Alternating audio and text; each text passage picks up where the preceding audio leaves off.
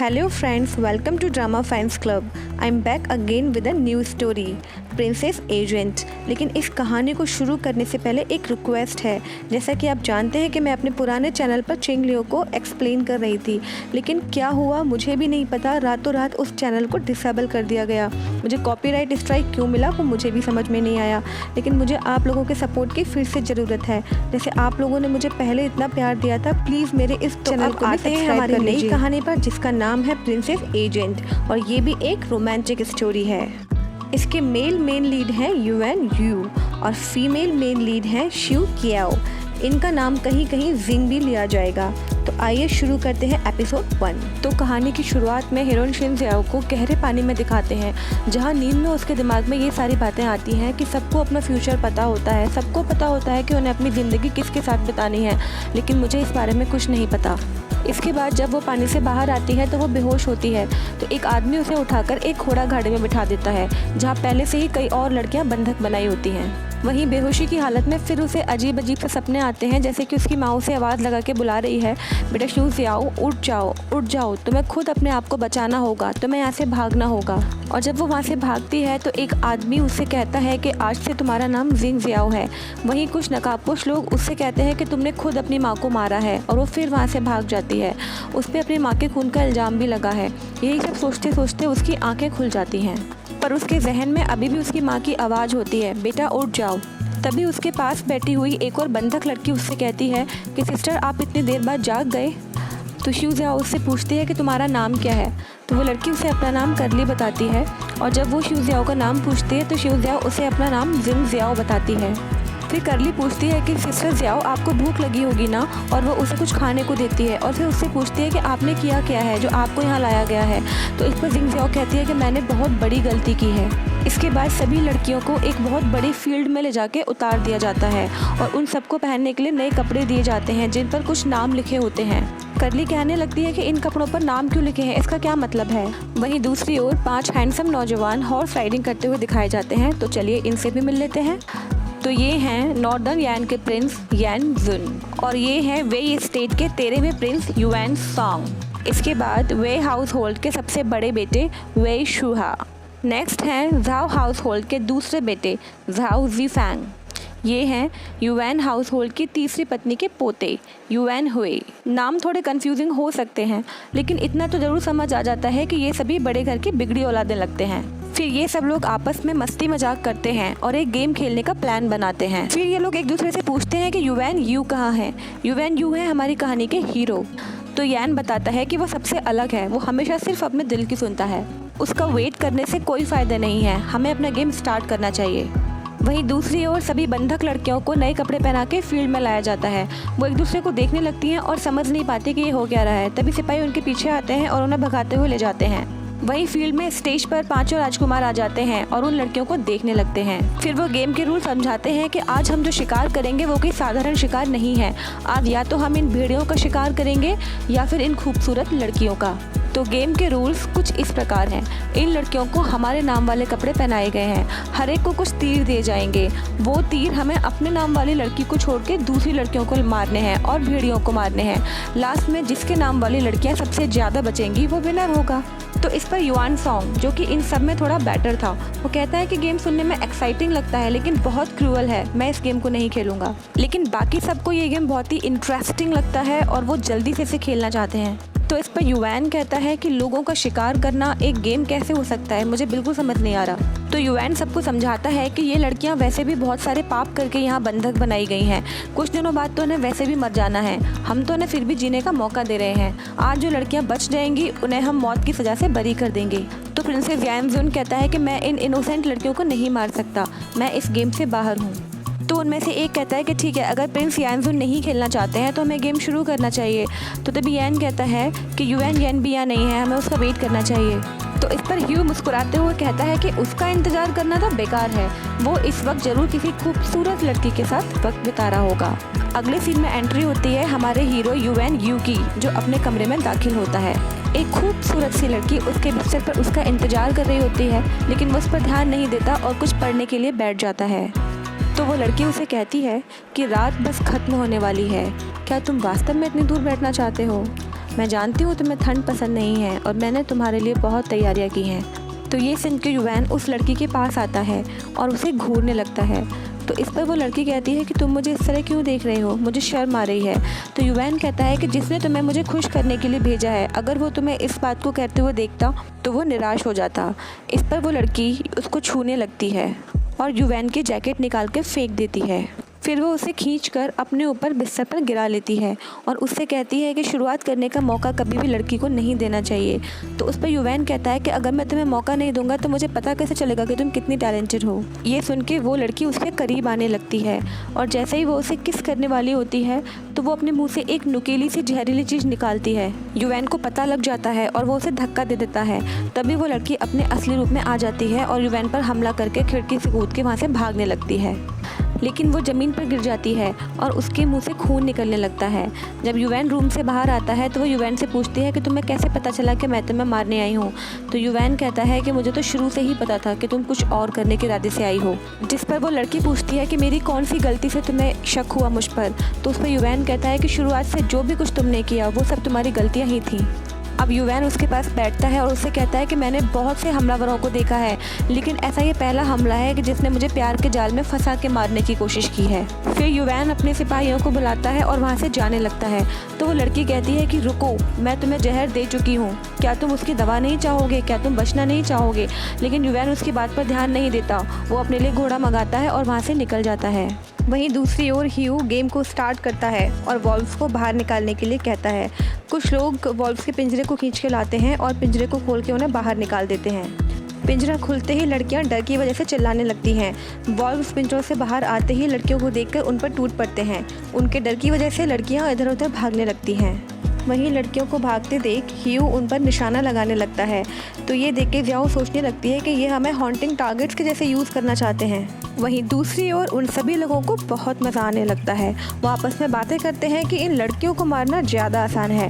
पहले भेड़ियों को छोड़कर हम इन लड़कियों को मारेंगे और सबसे पहले युवैन के नाम वाली लड़कियों को मारेंगे क्योंकि वो लेट है। उसे देर से आने की सजा तो मिलनी ही चाहिए। इनकी इन बातों से हमें पता लगता है कि ये लोग कितने क्रूअल हैं। बेचारी निर्दोष लड़कियां इन जालिमों के तीरों से घायल होने लगती हैं और मरने लगती हैं। वहीं दूसरी ओर युवैन भी हॉर्स राइडिंग करता हुआ उसी ओर आता है। बेचारी लड़कियों पर वो भेड़िए इस तरह टूट पड़ते हैं कि ये सीन देख के किसी का भी दिल दहल जाएगा। ये देख के युवैन यैन को लड़कियों को बचाने के लिए कहता है और यैन भेड़ियों को मारने के लिए निशाना लगाने लगता है और वो भेड़ियों को मार के कुछ लड़कियों को बचाने की कोशिश भी करता है।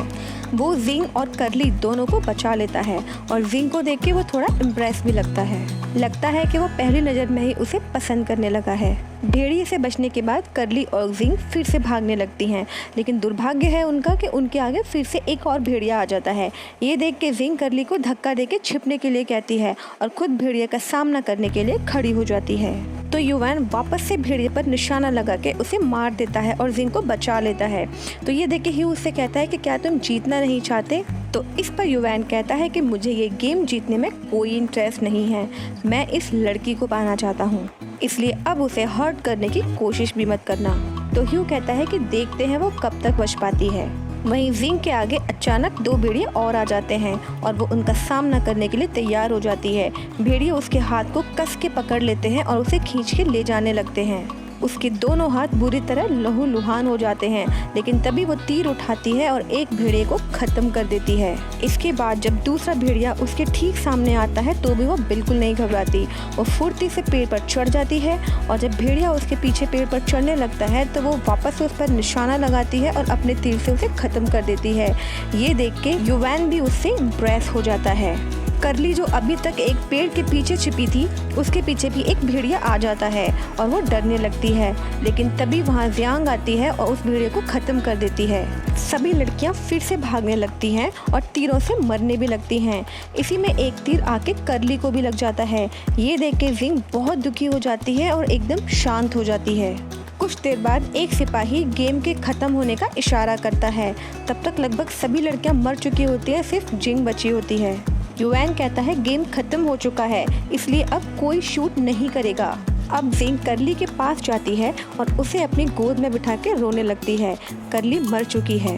वहीं यैन कहता है कि गेम खत्म हो चुका है और लास्ट में सिर्फ एक ही लड़की बची है जिसने युवैन के नाम वाले कपड़े पहन रखे हैं, इसलिए युवैन विनर है। हालांकि उनमें से किसी को नहीं पता होता कि युवैन भी वहाँ मौजूद है, लेकिन ह्यू कहता है कि ये लड़की गिल्टी है, इसे मरना होगा और वो तीर चला देता है।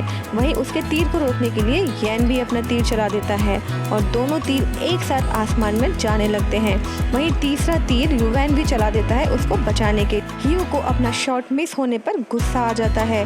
वहीं गेम ओवर हो जाता है और युवैन इस मैच को जीत जाता है। वहीं वो सब आपस में कहने लगते हैं कि क्योंकि अब ये लड़की बच गई है इसलिए अब हमें इसे माफ़ कर देना चाहिए, जैसा कि हमारे गेम का रूल था।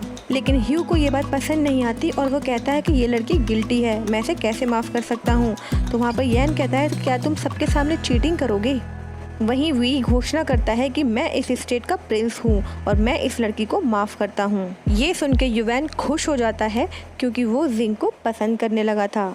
जिंग अभी भी करली को सीने से लगाए होती है कि तभी वह सिपाही आते हैं और उसे करली से दूर कर देते हैं और उसे युवान के कदमों में ले जाके बिठा देते हैं। एंड जब उसके सिर से एक पिन निकालने लगता है तो वो गुस्से में उसे देखती है और उससे कहती है कि मुझे हाथ मत लगाना। लेकिन युवैन उससे बहुत इम्प्रेस होता है और उससे उसका नाम पूछता है तो जिंग उसे गुस्से में जवाब देती है कि अपना नाम तुम्हें बताना मैं ज़रूरी नहीं समझती। युवैन बटलर से कहता है कि इस लड़की को आराम से लेके आना और इसे कोई भी परेशानी नहीं होनी चाहिए। लेकिन बटलर सोचता है कि आज इसकी वजह से मास्टर ह्यू मैच हार गए, इसे इसकी सज़ा तो देनी पड़ेगी। इसके बाद वो बटलर जिसका नाम की व्यू था जिंग को लेके एक लेडी के पास जाता है और उससे कहता है कि इस लड़की को एक कमरे में बंद कर दो और इसे ऐसी सज़ा देना कि ये खुद मौत की भीख मांगने लगे। इसकी वजह से मास्टर ह्यू आज का खेल हार गए हैं। ये सारी बातें एक आदमी छिपके सुन रहा होता है जिसका नाम की लिंक्सी है। वो औरत जिंग को ले जाके एक कमरे में बंद कर देती है। जिंग बहुत बुरी हालत में होती है। तभी उसके पास लिंक्सी आता है जो जिंग से कहता है कि मैं तुम्हारा भाई हूँ, तुम्हारा 5वां भाई। क्या तुमने मुझे नहीं पहचाना? तुमने बहुत साल पहले ही घर छोड़ दिया था। फिर वो उसके घावों को देखता है और कहता है कि तुम तो बहुत बुरी तरह जख्मी हो, ये बहुत ही खतरनाक जगह है। मैंने सुना है कि आज यहाँ से 30 लड़कियाँ गई थीं जिनमें से कि अकेली तुम बच के वापस लौटी हो। तो जिंग उससे कहती है कि मैं ठीक हूँ। इसके बाद लिंक्सी रोने लगता है और उससे कहता है कि जिंग मुझे माफ़ कर दो, मैं तुम्हारा भाई होने के नाते तुम्हारा ध्यान नहीं रख पाया। तो जिंग उससे कहती है कि तुम खुद को ब्लेम मत करो, इसमें तुम्हारी कोई गलती नहीं है। इसके बाद लिंक्सी जिंग से कहता है कि मैं तुम्हारे लिए कुछ खाना लेकर आया हूँ, तुम बहुत बुरी तरह जख्मी भी हो, तुम्हें थोड़ी एनर्जी की ज़रूरत है, इसलिए तुम ये खाना खा लो। जिंग उसे मना करती है कि मुझे भूख नहीं है, लेकिन लिंक्सी उसे ज़बरदस्ती करके बहुत प्यार से खाना खिला देता है। जिंग खाना खा के इमोशनल हो जाती है और रोने लगती है और कहती है कि इतना अच्छा खाना मैंने आज तक नहीं खाया। फिर लिंक्सी कहता है कि मैं ध्यान रखूंगा कि तुम हमेशा खुश रहो। इसके बाद लिंक्सी बताता है कि मैं मास्टर युवैन का पर्सनल अटेंडेंट हूँ और मैं उनके सर्वेंट्स में मिडिल रैंक पर आता हूँ। हमारी 2 और बहनें विजियांग एंड जियोबा भी यही काम करती हैं और वो ठीक हैं। अब हम सब मिलकर तुम्हारा अच्छे से ध्यान रखेंगे। इसके बाद लिंक्सी अपनी सिस्टर जिजियांग के पास जाता है और उन्हें बताता है कि जिंग के घाव बहुत गहरे हैं, हमें उसके लिए दवा का इंतज़ाम करना होगा।